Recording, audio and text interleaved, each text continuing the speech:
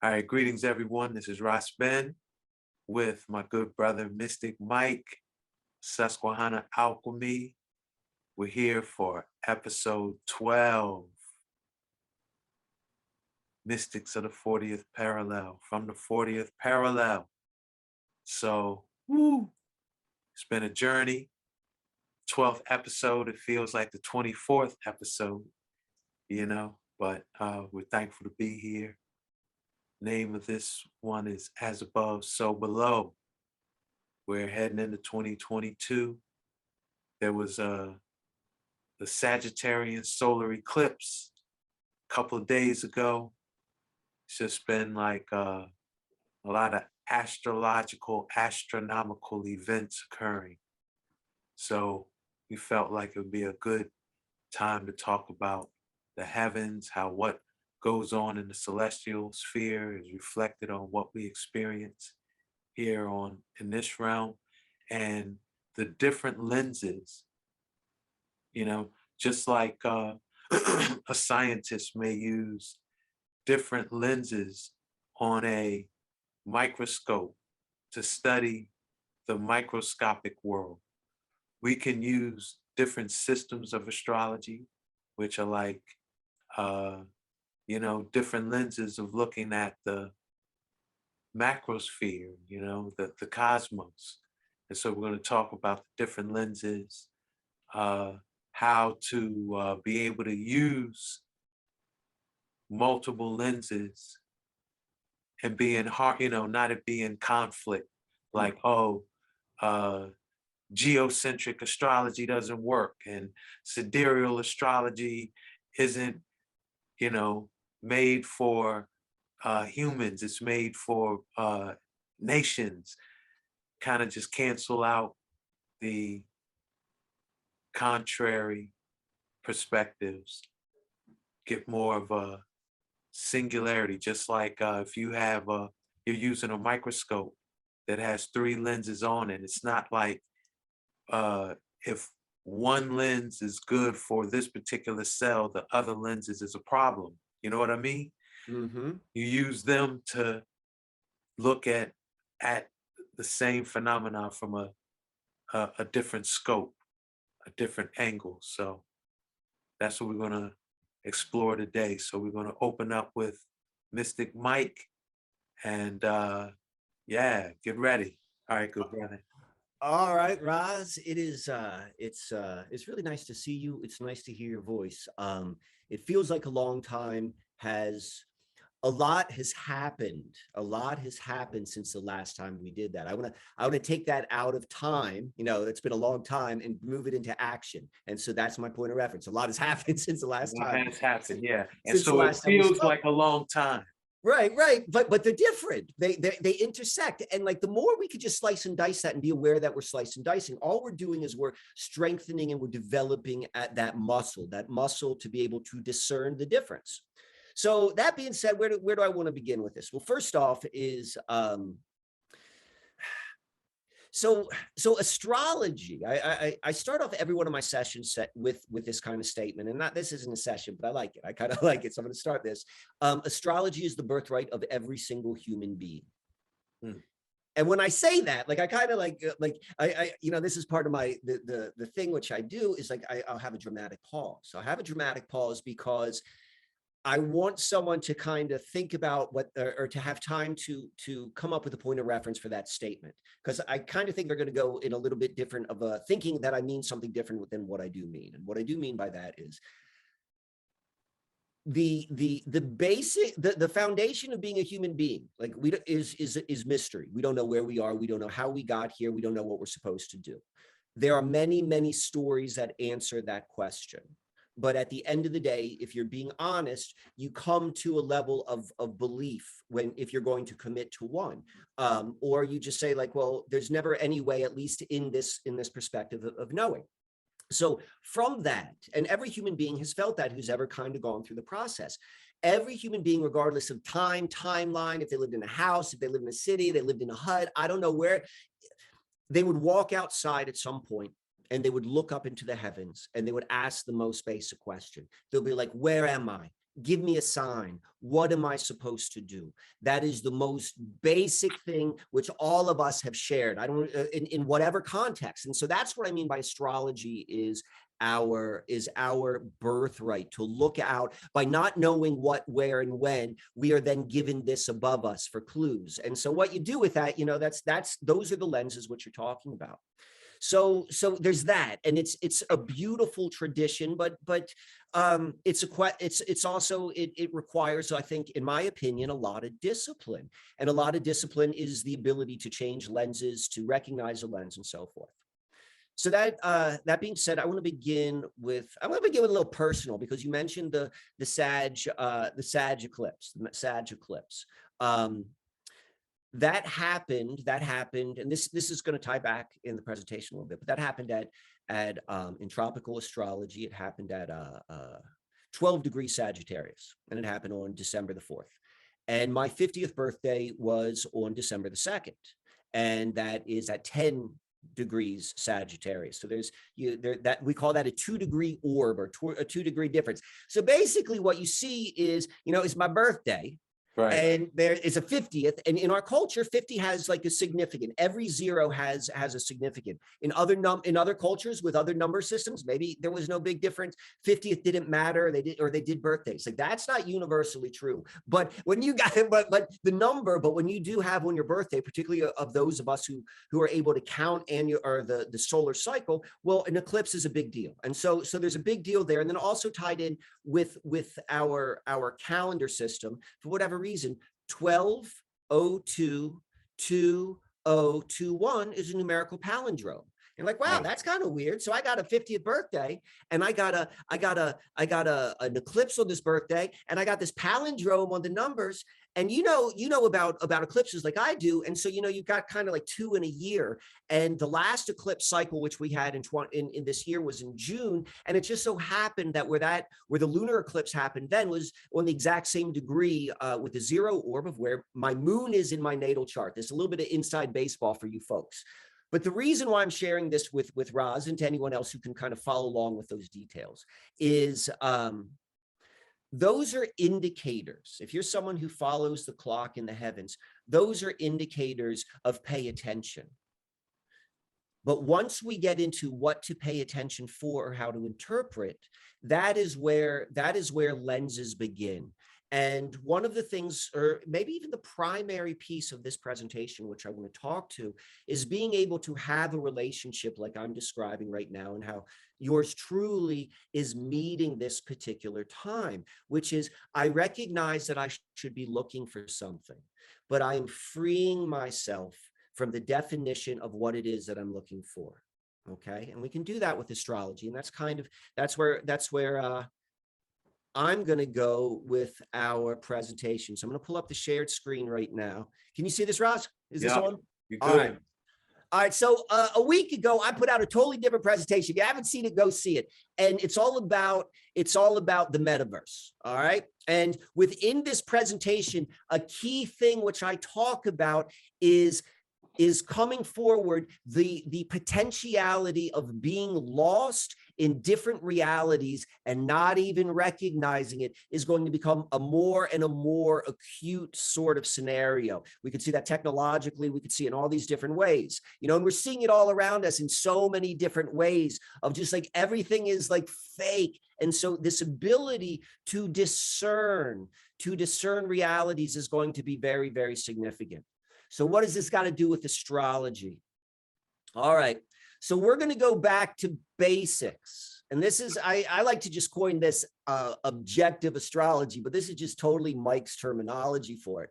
But we're going to be able to look at the charts, because there's a very few people can go and look at this chart. Like, I have 1,000 random folks on the street. Let's say 1 out of 1,000 can look at this, maybe 1 out of 100 is going to be able to look at this and be able to make sense and be able to read it. And so those that do, they tend to be able to read this in a certain type of lens. And what that lens is as a narrative, as a story. But we also want to be able, what I would like to be able to demonstrate today is how we can begin to look at it, not just purely as a story, but a literal representation for what the heavens looks like at this particular time. Like what you see with your eyes outside in the quote, what I call the baseline reality. That's what I'm going to call the natural world is. Whatever the hell stars are, whatever these planets are, we can agree that we see them with our eyes. And that is what I mean by the baseline reality. When we look at these charts, we can also look. If I could say, they're like a picture of the sky. They are literally. So I'm going to break that down. So let's look at what we have. This is Monday, December the 6th, 2021 at 4:30. So this was an hour ago from when we're recording. So, and you can see, ladies and gentlemen, at 4:40, so really 10 minutes later, at 10 minutes later, this is when the sun set. This is Lancaster, Pennsylvania. This is Lancaster, Pennsylvania. This is the snapshot of the heavens, okay? Why I've talked about false realities is because often when we read this purely, or we see this purely as a narrative, and we don't understand the reality in which we're seeing in it, we are training ourselves to only go into one reality sort of lens. And what I'm doing right now is I am just simply for the sake of developing another lens. So we learn the muscle, which can be applied in every way. But this is, I would argue, the most significant way to do it, being able to see the material reality. It's real simple, folks. You look at this. When you see this thing right here, the ascendant, this is always the same. This is literally your eastern horizon. This right here is literally the western horizon. And this right here, this triangle, is the highest point you could see on the ecliptic. I'm going to define that in a moment. So what that means is everything here is visible in the sky, and everything here you can't see. Okay. But the reason why I'm showing you this is, and I'm going to make this very, very clear for you. That's the point of this. This is 4:30 p.m. 4:40 is when the sun sets. This right here is the sun. This is the symbol of the sun. As I said, this is the western horizon. This is the most literal thing you can imagine. When you see the sun is right here, that means the sun is setting. Of course, it's going to be here. The moon I could find right here. Each of these symbols is a representation of either a planet, an asteroid, or a location in the heavens. But what we see right here is this is where they are. When you become familiar with your chart from a space location, you can walk out at any given time and understand your relationship with the time, with the different parts of the heavens, without having to define it, just an inner knowing. So let me keep on going and make this a little bit more real. This is a picture taken outside of my house. This was taken September 20th, 2021 at 9 p.m. So what I'm doing is I'm looking south. If you are in the northern hemisphere, you need to know where south is. When you look south, you're going to have the eastern horizon where the sun rises on your left. And then the west is going to be on the right. And so if you were to tilt up your chin just ever so slightly, if you were to tilt up your chin, you're not craning your neck, you're not looking straight over your head, you're just tilting your chin in the most natural human position. If you're looking south, you are going to see this thing which is called the ecliptic. And what the ecliptic is what we're looking at right here. The ecliptic is the line, but it's more like a racetrack in which all of our heavenly bodies go across. For whatever reason, and there's a lot of stories for different reasons, but nonetheless, this is what you will see. If you tilt up, almost designed in perfect ergonomics to the human form, you don't have to lie on your back, look straight up. You just look south and lower. You're going to see the ecliptic. And what we see right here, and what I'm looking at, are three things which are highly visible to the human eye. This is Jupiter, this is Saturn, and then this here is the moon. So now we're going to go and look. Hey, Let's Mike. go. Yes, sir. Point out that the ecliptic is the zodiac too. Oh, we're going there, my friend. All right, cool. We're going there. All They right. are, but what we're going to do is we're going to point out how the ecliptic and the zodiac are pointing to the same thing, but it is for our discernment to recognize the difference. Huh. They both have a place. So here we go. What did we see? This is the chart for the same time, 9:20, 9 p.m. Lancaster. This is right outside. We can see right here. This MC means the top of the chart, this triangle. And then I've kind of cleaned it up. And we see Saturn, and right to the left of it is Jupiter. And then look right down here, it's the moon. And by the way, do you see the moon is opposite the sun? That means we know it's full. So let's go and look at this again. That's Saturn. Oh no, that's the wrong one. I'm sorry, I was going forward. Saturn, Jupiter, here's our full moon. It exactly lines up. The point of doing this, the most significant point, is something where you don't get any return other than the fact that you're refreshing. In the same way you're refreshing your browser, you're refreshing your consciousness outside of the matrix into at least the baseline reality in which planets and stars exist. And you're doing it with knowing what you're seeing, and you're verifying it. So now we're going to go and look at this a little bit differently. This right here is the exact same. We could see these lines right here. These are power lines in front of my house. This was taken September 20th. This is taken in front of the house also here, the power lines, but it is on October 14th. So that would be 25 days later. So now we see this is actually a quarter moon. You can't tell because of the exposure from the camera. We've got Saturn, we've got Jupiter, and we've got the quarter moon. Let's go look right here. We've got the same thing, October 14th, 10 p.m. We've got Saturn, we've got the moon right in the middle, we've got Jupiter. We can go and begin to see what is in what we're witnessing with our eyes. What we're witnessing with our eyes, we can see how it lines up directly to this two-dimensional chart. And the reason why we're doing this is we're understanding what's happening in the sky through the lens of astrology, but we're doing it in a way where we understand the reality and we're not just accepting an abstract idea. That's what that in itself is a muscle which will be applied to so many other parts of our lives, particularly coming forward.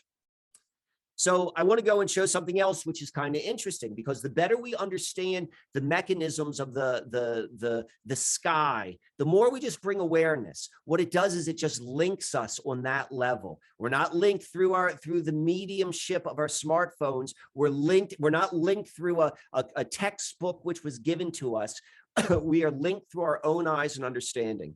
So what's happening right now, this is Jupiter, this is Saturn.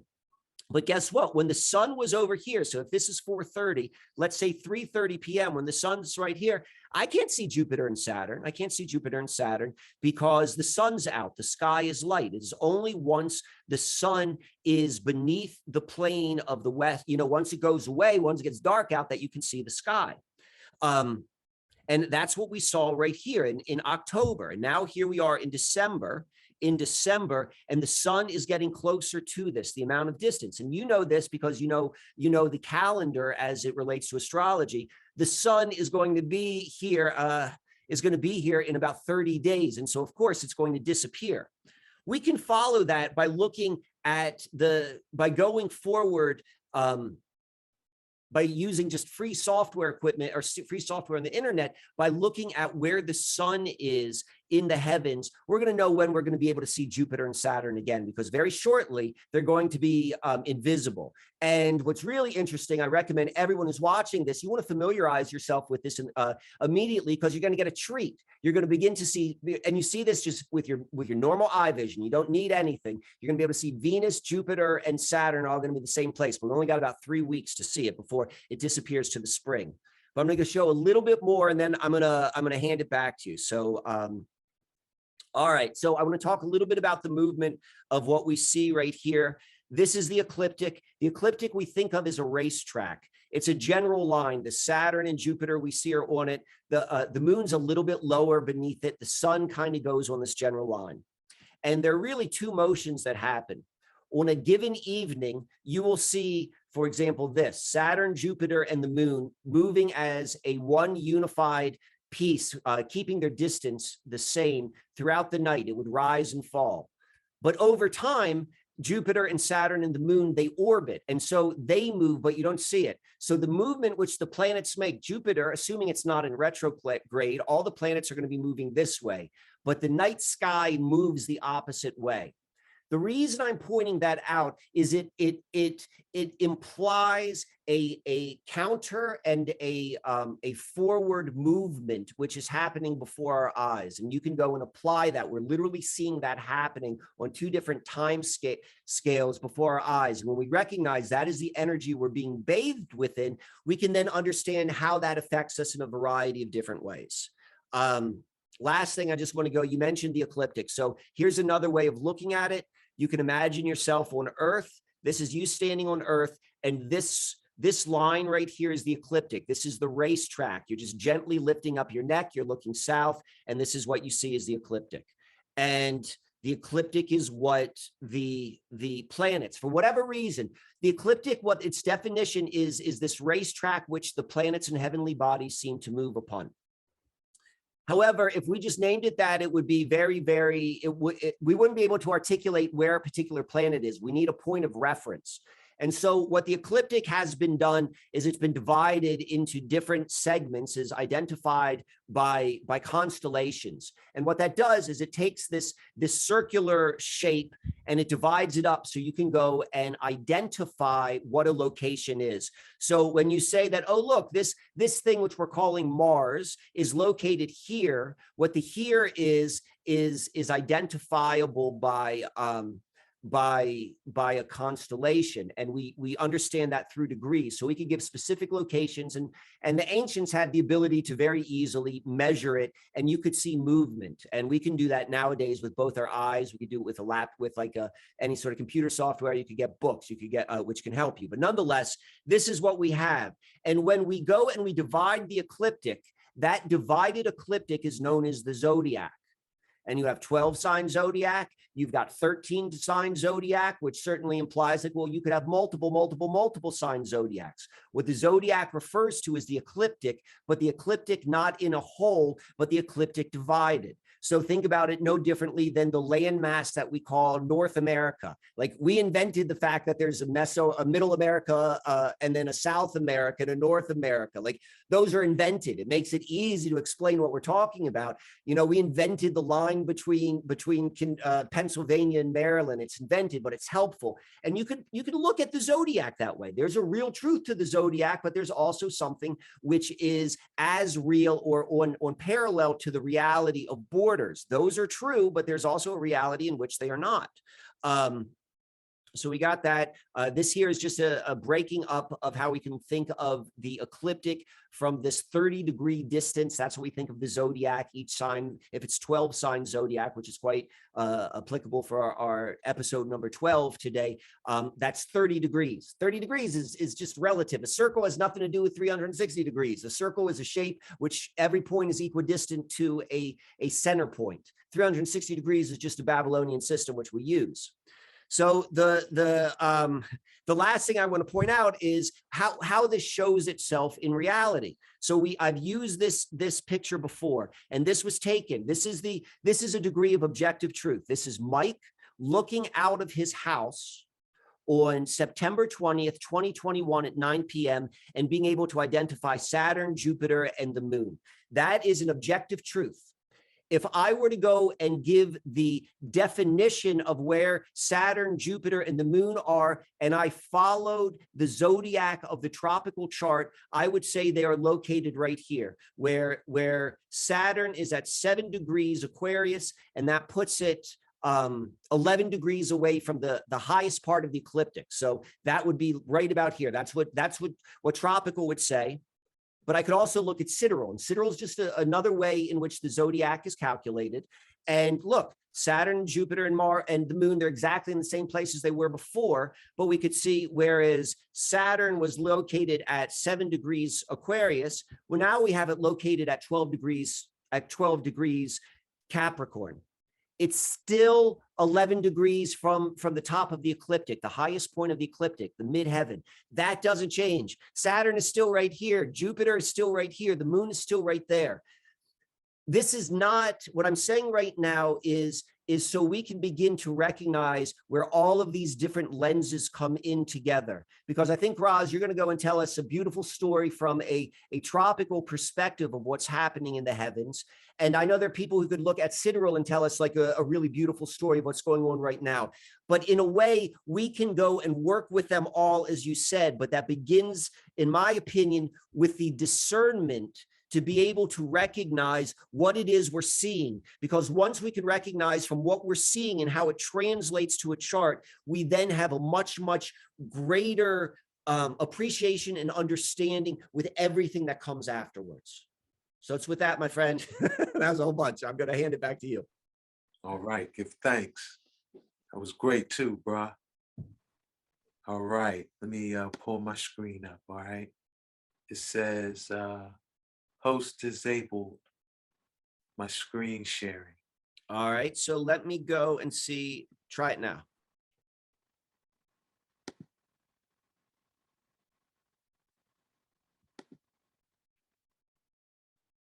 All right.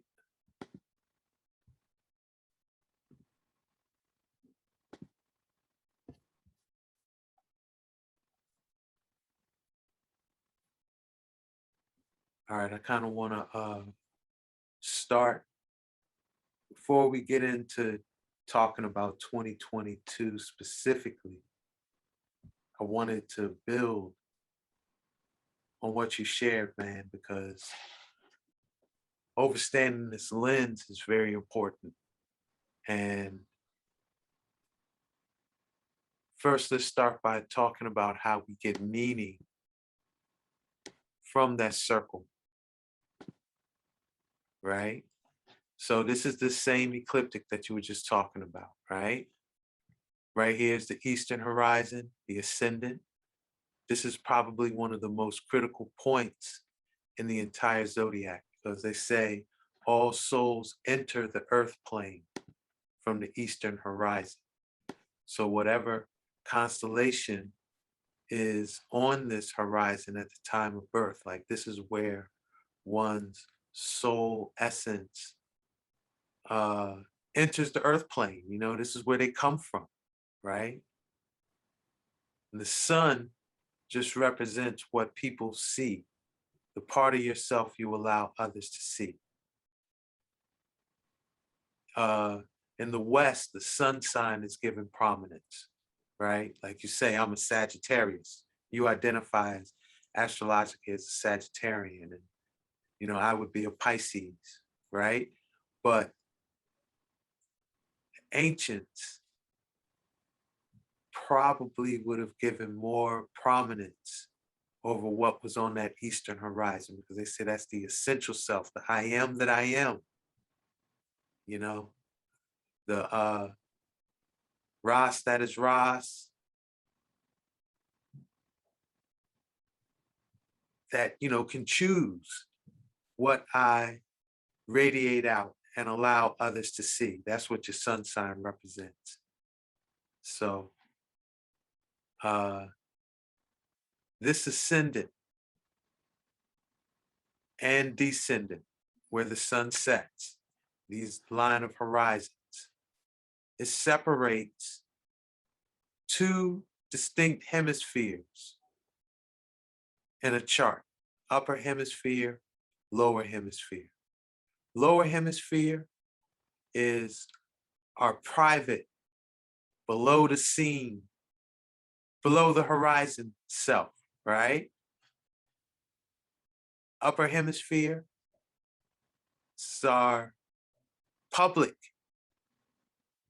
self, our public domain, okay?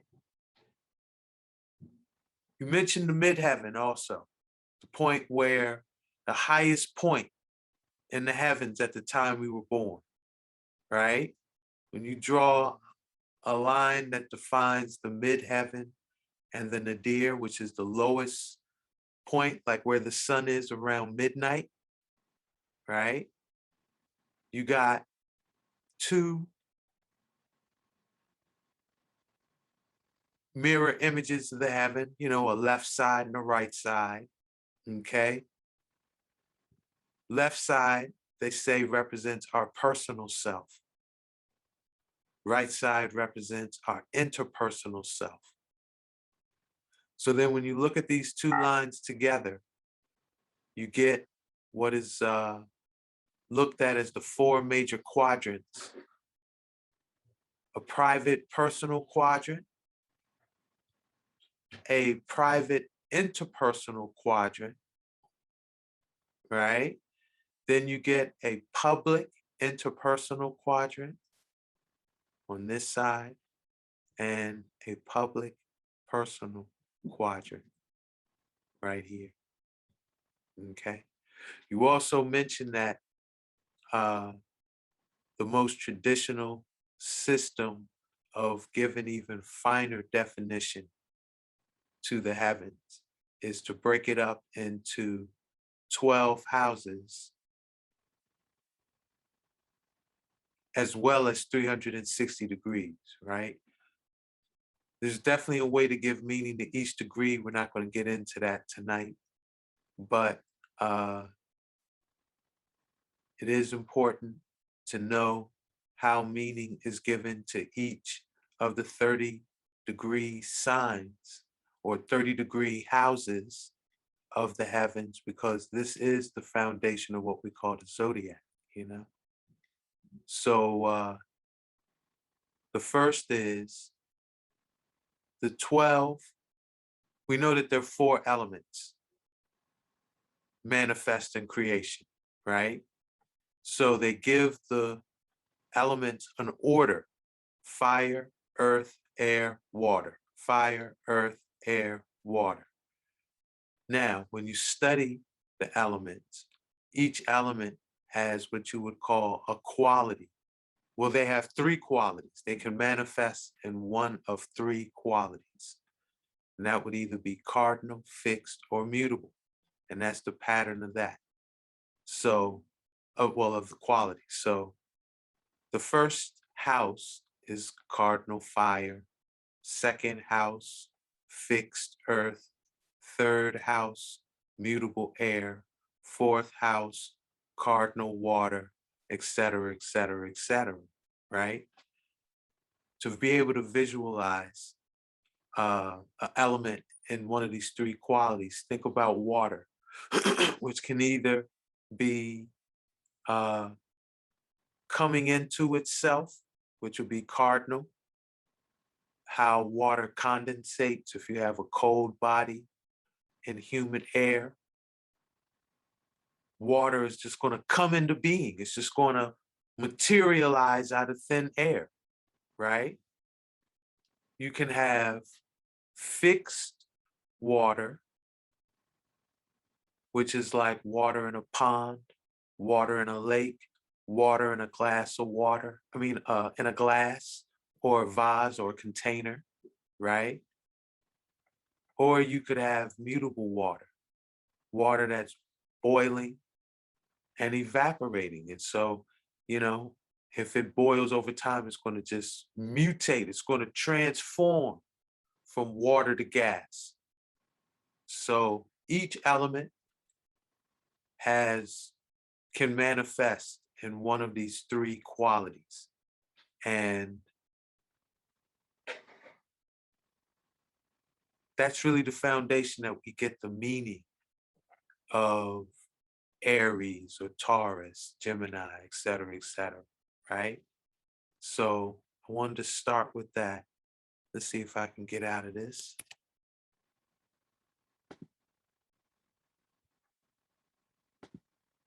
Mike, you with me? Just want to make sure I'm still on. You're still on, and I wanna add this. Taken what I said previously with what you just shared is a deep and balanced way of becoming aligned with all that the heavens can tell us. Right. And it's a deep, in my opinion, what we're witnessing, what we're doing right here is a deeper practice than just simply learning. To hear these different ways of looking at something simultaneously like this is it's a powerful initiation, in my opinion. So I just want to throw you that. I love what I'm hearing. So keep going. Oh, give thanks. So I think all of this blah, blah, blah is just reaffirming. Yeah, we may come back to some of this. All right, let's see what else we got.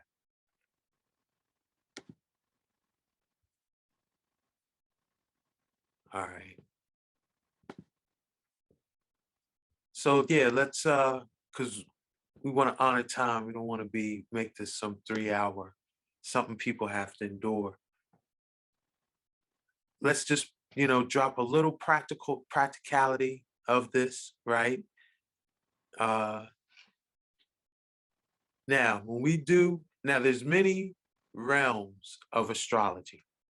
Most people experience what you would call personal or natal astrology, right? Getting personal readings.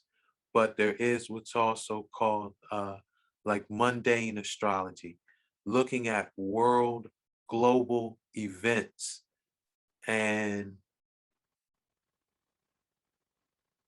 seeing, taking a picture of the sky at pivotal points in our timekeeping systems, like New Year's Day, for example. And based on the picture of the sky of New Year's Day, build meaning into what we may expect that year. Okay.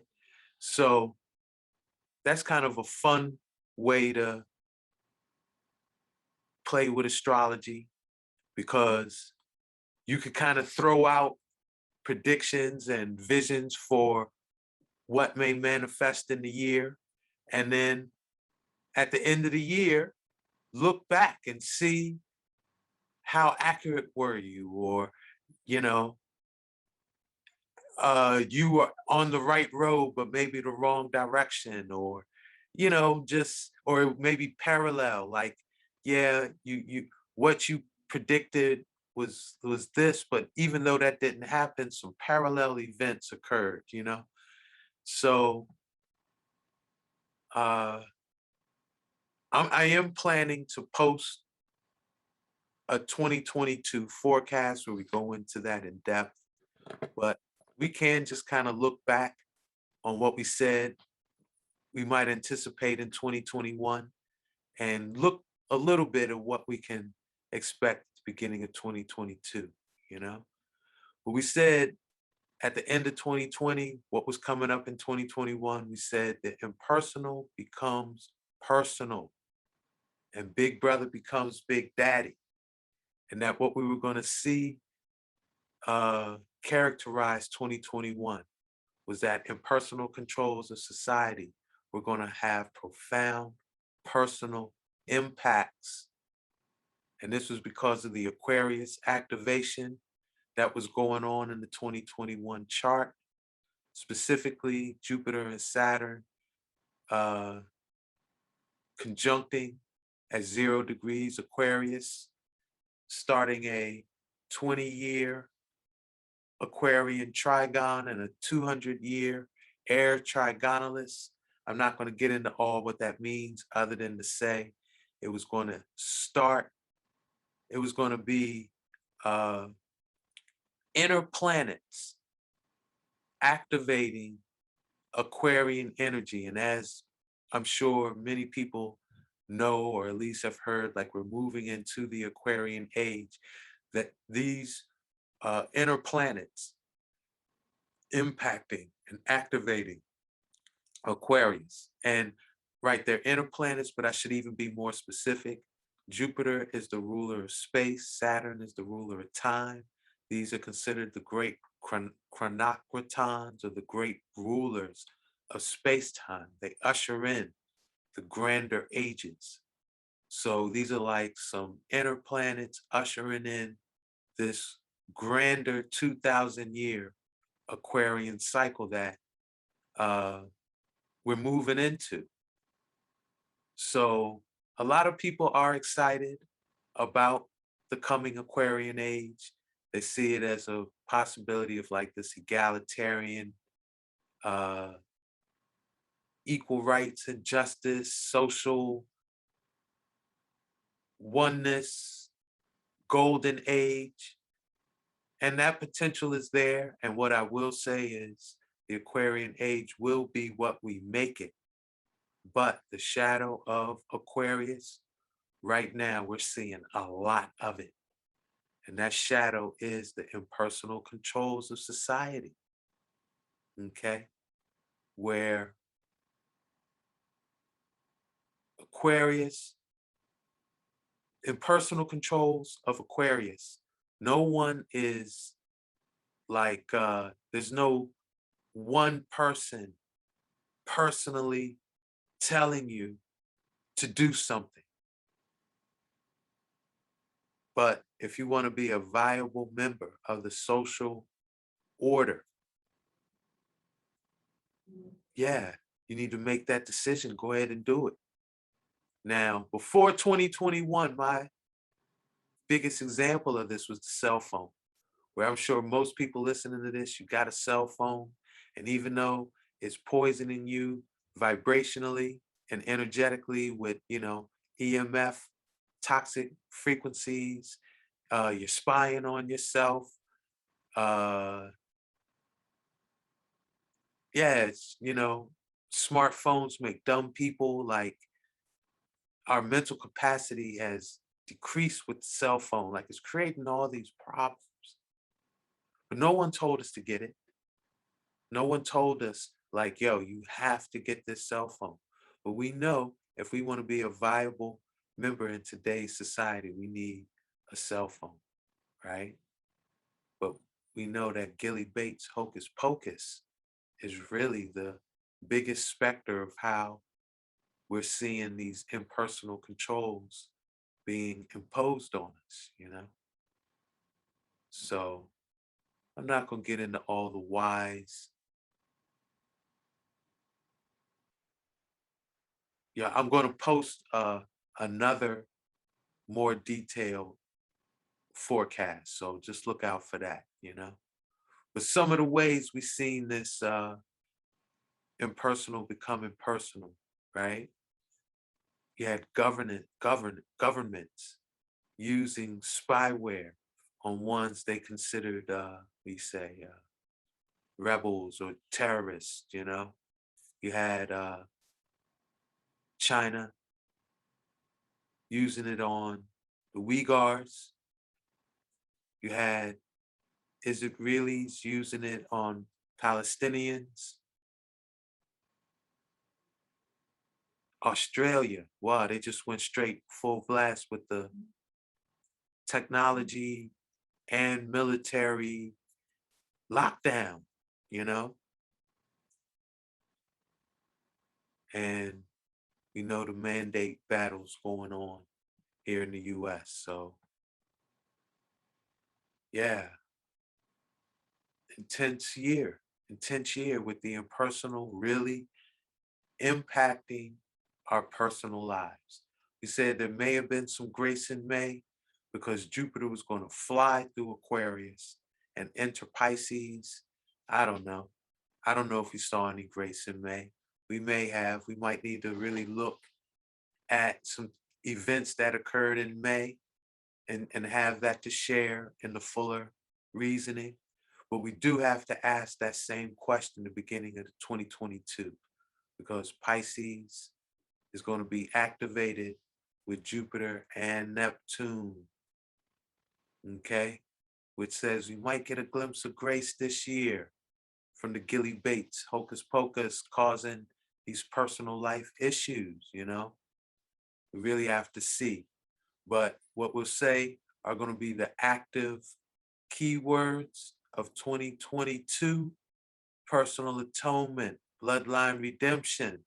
Like, if you're going to make it happen, if you're going to do some works that, you want to see manifest as redemptive, atoning efforts, hey, 2022 is the year to get it in. It's also going to be a year of instant karma. I already been seeing a lot more of that, but it's going to be a year. Instant karma as well as full circle karma. Pisces is the last sign, the 12th sign. And not only is Jupiter in Pisces, but Neptune is too. Both rulers of Pisces. Okay, last time this alignment occurred was 1856, and the time before that was 1690. So this has only occurred really 2 times since this 400-year Jamestown timeline has jumped off, 1690 and 1856. So a lot of full circle karma is going to be, man, we're going to be seeing it. We're going to be seeing karma come full circle. Divine angelic intervention. Anytime, this may be the time. What people would say is fulfillment of prophecy and revelations being revealed. Spiritual warfare, that astral world, things like that all year. But it also ultimately, why? Because this is a time where mass spiritual awakenings is possible. So they're going to be doing their best to keep the frequency down, you know? So exciting year, exciting year. To make the best of it, you're doing your spiritual works in the beginning of the year. Jupiter enters Pisces December 28th, a couple of days before January 1st. And you see these dates right here, when Jupiter is going to be activating the outer planets in February, April, and May. It's times we want to be activating, doing our works, activating those themes I just mentioned. By June, Jupiter's going to go retrograde. It's hard to manifest Jupiterian efforts when Jupiter's retrograde. It's best when it's moving forward. Okay? It will go direct again in November, but it's going to leave Pisces by December. So May is this time to get it in. All right? Here are a couple of other active dates in March and April to be aware of. March 5th, March 21st, the equinox, spring equinox, and April 30th. Jupiter's going to be active, okay? We mentioned 1856, last time Jupiter-Neptune conjunction occurred. 3 geniuses, multi-talented geniuses was born with this signature. Tesla being one, Booker T. Washington, founder of Tuskegee, Granville T. Woods, inventor of many things, you know, all born in 1856. What else was popping off? Opium Wars. So we already see this heroin thing, this opium thing is real big, right? I call it heroin, but it's really the fentanyl and all that now. It's going to be off the chain in 2022, sad to say. We already mentioned spiritual engagement, spiritual, you know, it's not a battle of flesh and blood, but spiritual wickedness in high and low places. We're going to see that in 2022. Mike, the worst president ever, your boy, James Buchanan, was elected. There's also a lot of indigenous, like we said, mass awakenings, indigenous uprisings in 1856. Also, how Neptune and Pisces rules the seas, oceanic piracy as a practice among nations was abolished, right? 16, there's also a time, I will say, right, when we look at 1690, how the Barclays, really the whole paper money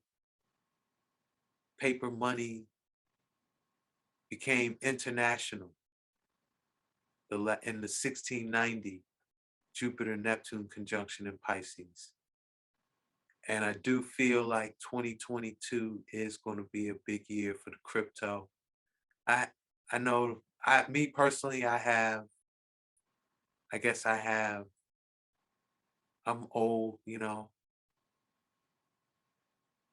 I have, I guess, personal emotions I have to process to feel fully engaged in the crypto. But I will say, I think 2022 will be a big year for that. In 1690, there was an actual act of grace bestowed by the King of England. Uranus was first sighted. The eye of Jupiter was detected. Differential rotation within Jupiter's atmosphere observed. It was like we became more cosmically aware. Our cosmic awareness expanded in 1690. So you know, to look more for that. Water technology increased in 1690. Maybe we could see some water cleaning technology, or drawing water out of air technology. And right here in the Wissahickon, 1690, the Rittenhouse Mill, first paper mill in the Americas, established. So really explore is gonna be the last thing I share. Really explore how this might manifest in your life. Jupiter-Neptune conjunctions occur every 13 years, and they usually occur in like successive signs, right? So 1971, Jupiter and Neptune conjuncted in Sagittarius.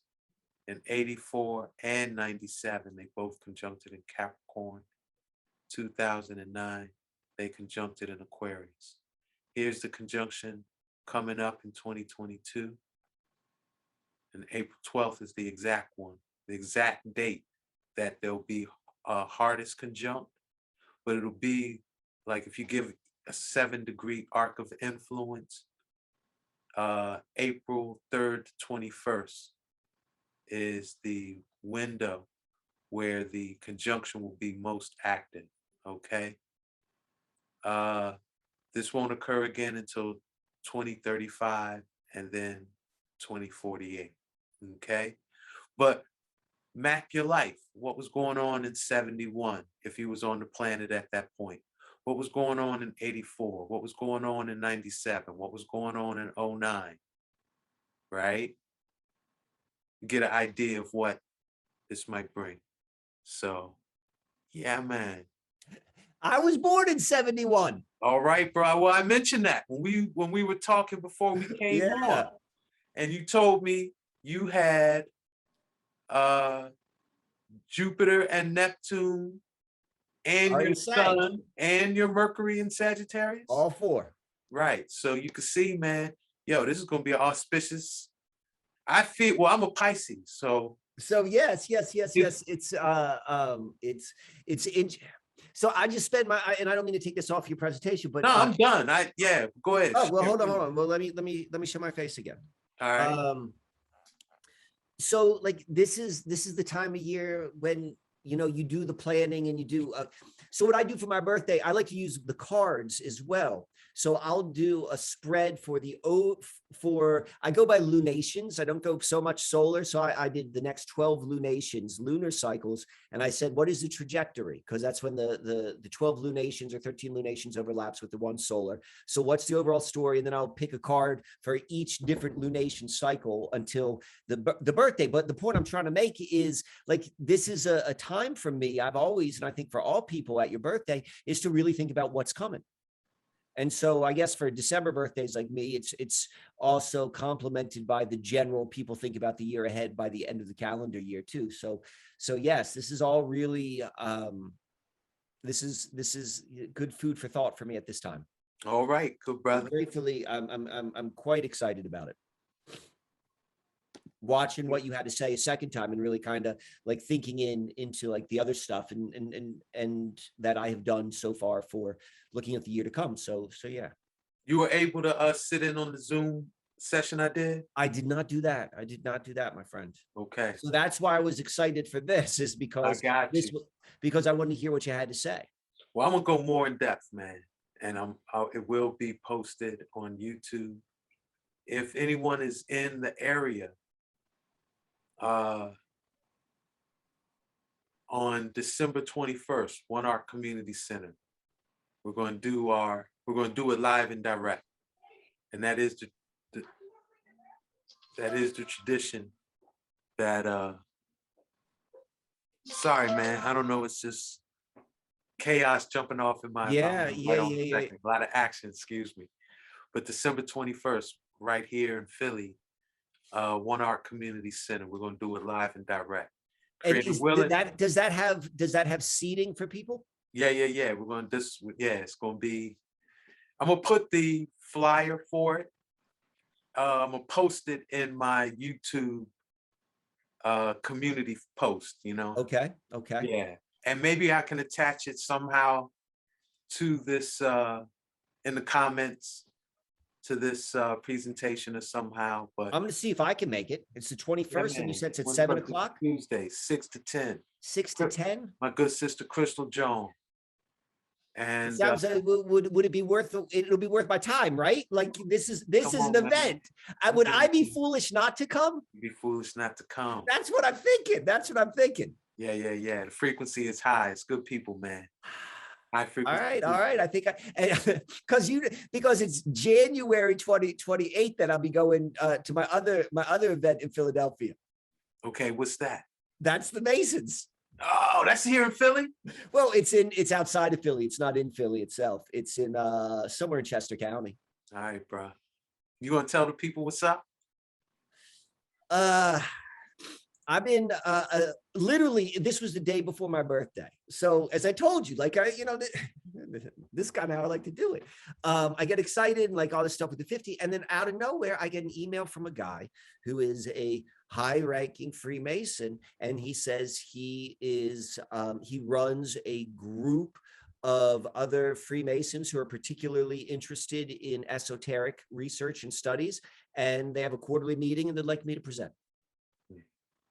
And I mean, if you've been watching for an hour and a half, I'm certain then you've probably seen some of my other stuff. Then I talk about this group, and I'm not a part of it, and like I've just been caught in. There's all these ideas, like what is this? And the fact of the timing of this on the birthday. So that happened. That invitation occurred on my birthday, and I have accepted, to go with a friend Jesse, but that will take place in January.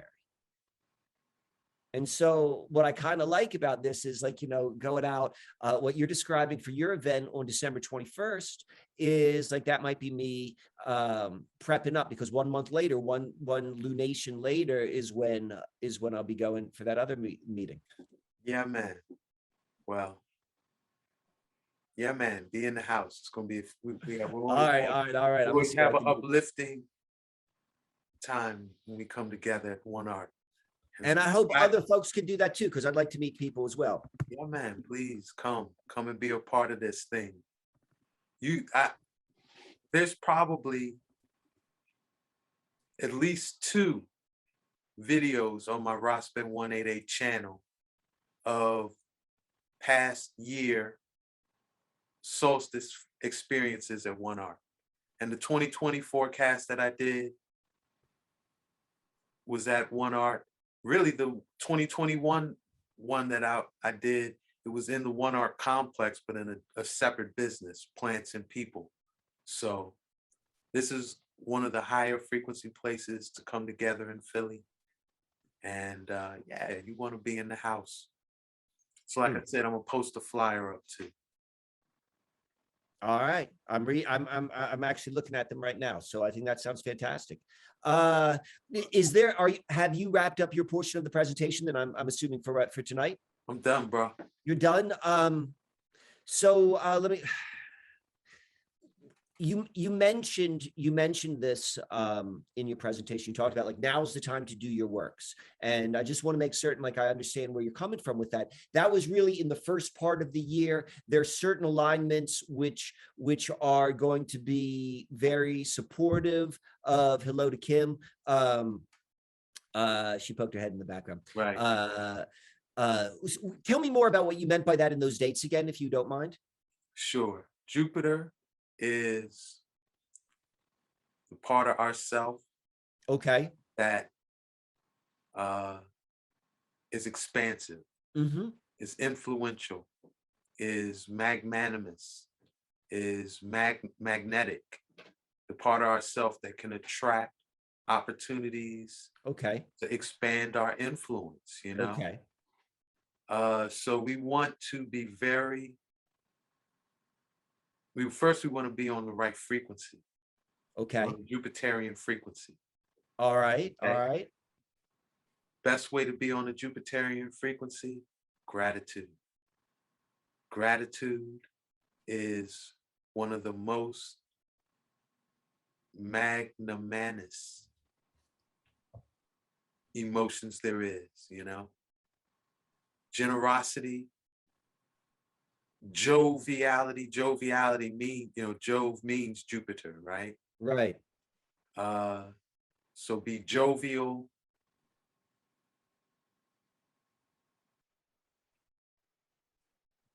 That's the best emotional state. Gotcha. Okay. Okay. Mentally, be about institution building, be about mass appeal, mass communications, mass production, right? Jupiter always does it big. Jupiter don't do nothing small. Okay.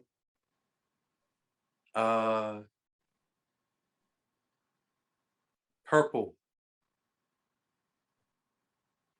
Wear purple. Work with your purple crystals, amethyst, lepidolite, sigillite, rich purple stones, purple fluorite. Get that drink purple, not the purple drink. Not I don't drink the purple drink. Is this the season to drink it? Well, what I would Is this a Kool-Aid commercial? What I would recommend is the butterfly PT.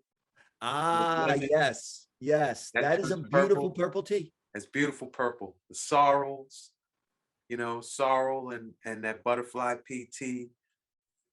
Maybe blend up blueberries in it, To pull out your Tyrrhenian purple garb. There you go. Get your purple on.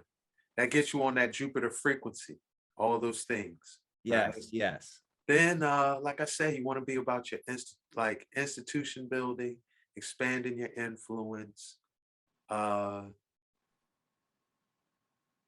then all those themes that I mentioned were going to be active in this Jupiter, Neptune, Pisces season. Mm-hmm.